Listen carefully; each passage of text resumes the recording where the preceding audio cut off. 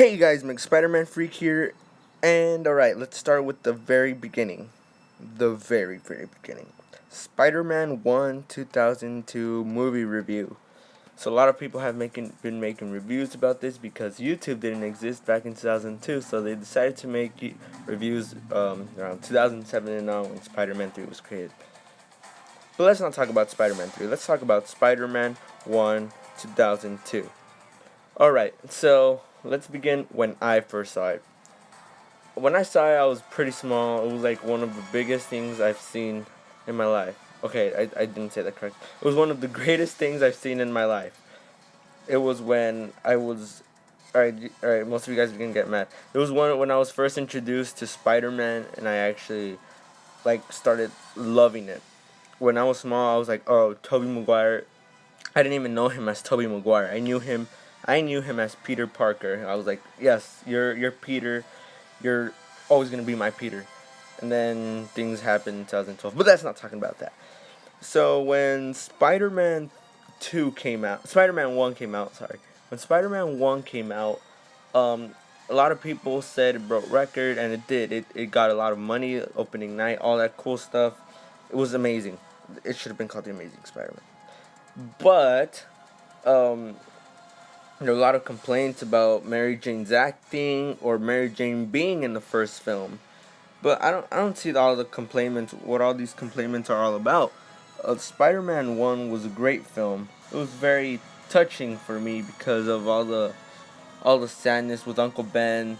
Like I said, a lot of people in my audio commentary, I had said that a lot of people get mad because of Tobey Maguire's whining about how he tears up and he looks like a little baby. But that's what acting is about. You're supposed to show emotion through the acting, and all these cool stuff, added to make your character come to life. For me, Toby did a great job. Toby did a great job being Spider-Man and Peter Parker, and that's it for me. That was great for Toby. That was it for Toby's part of this review.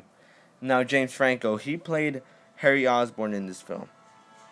Harry Osborn is Peter Parker's best friend, and throughout the series and the trilogy, they did not become friends and all this other crazy stuff that Sam Raimi did.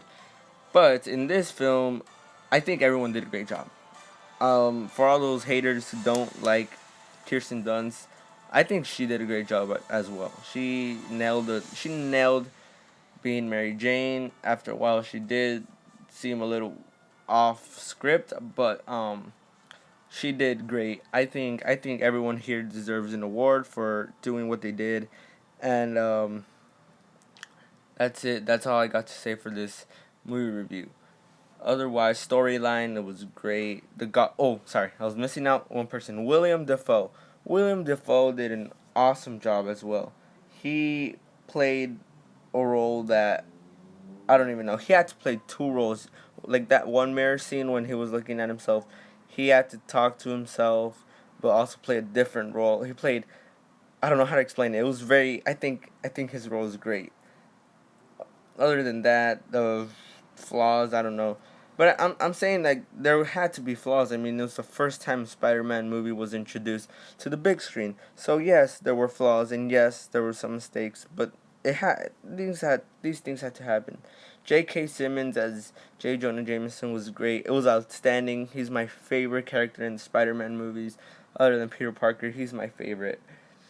Well, guys, tell me what you guys think about your reviews in the comment section down below. Remember, guys, subscribe, like, and all that cool stuff. And remember, guys, keep on swinging.